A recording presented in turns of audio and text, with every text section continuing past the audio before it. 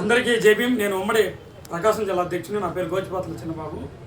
ఈరోజు ముఖ్య విషయం ఏంటంటే, అగ్రకులస్తులు ఒక బీసీ సామాజిక వర్గానికి చెందిన రజిక మహిళ అగ్రకులస్తులు సందా అడుగుతున్న సందర్భంలో ఒక పేద మహిళ అయి ఉండి ఆమె దగ్గర నా దగ్గర 100 రూపాయలు లేవని చెప్పడంతో ఆమె 100 రూపాయలు లేదని చెప్పింది అగ్రకులస్తులు నేరంగా భావించి ఆమెను, ఆమె భర్తను, ఆమె దగ్గర ఉన్న పాప మౌనికను అతి దారుణంగా కాళ్ళతో తొక్కి మరీ చంపడం జరిగింది అగ్రకులస్తులు.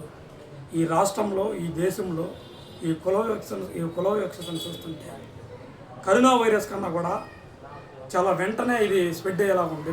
కులం అనేది కరోనా వైరస్ కన్నా కూడా చాలా స్పీడ్గా కులగజ్జ అనేది అంత తీవ్రంగా ఉంది. కాబట్టి ఏదేమైనా డాక్టర్ బాబాసాహెబ్ అంబేద్కర్ గారి రాజ్యాంగంలో ఈ దేశంలో మనందరం కూడా ఎస్సీ, ఎస్టీ, బీసీ, ఓసీ ఏ కులమైనా అందరూ ఒకటే అని చెప్పి మన భారత రాజ్యాంగం చెప్తా ఉంటే, ఆ రాజ్యాంగం రాసిన కాలం నుండి ఈ కాలం వరకు ఇంకా కూడా 50% కులంలో మార్పు వస్తే ఇంకా 50% కుల వివక్షిత గ్రామాలు అదేవిధంగా ఉన్నారు.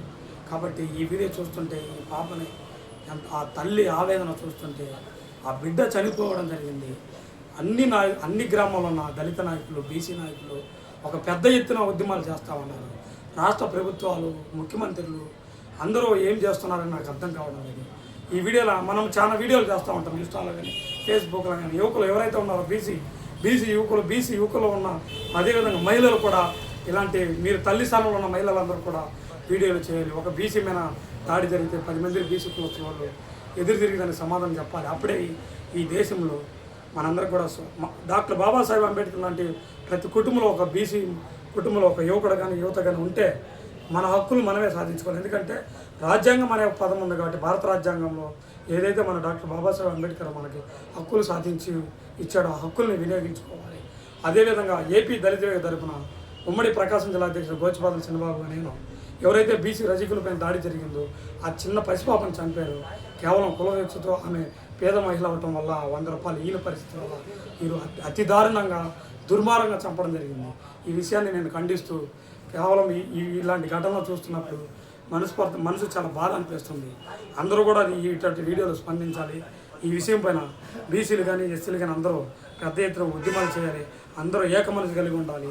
ఎందుకంటే ఆ కుటుంబానికి జరిగిన అన్యాయం ఎవరు తీర్చలేరు. అది ఎందుకంటే ఒక ప్రాణాన్ని పోగొట్టుకున్నారు. కుల వ్యవస్థ వల్ల ఒక ప్రాణం పోయింది.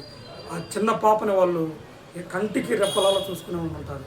కానీ ఈరోజు ఒక అగ్రకులస్తుడు అతి దారుణంగా కాలుతో తొక్కి గందరగోళం చంపడం జరిగింది. మనందరం కూడా వీడియోలో చూడడం జరిగింది. అధికారులు ఎవరైనా సరే ఈ వీడియోపై స్పందించి ఆ కుటుంబానికి సమగ్రమైన న్యాయం చేయాలి. అదేవిధంగా రాష్ట్ర ప్రభుత్వాలు ఖచ్చితంగా అండగా ఉండాలి. ఏపీ దళిత తరపున గోచిపాతల చిన్నబాబు నేను తీవ్రంగా ఖండిస్తూ సెలవు తీసుకుంటాను.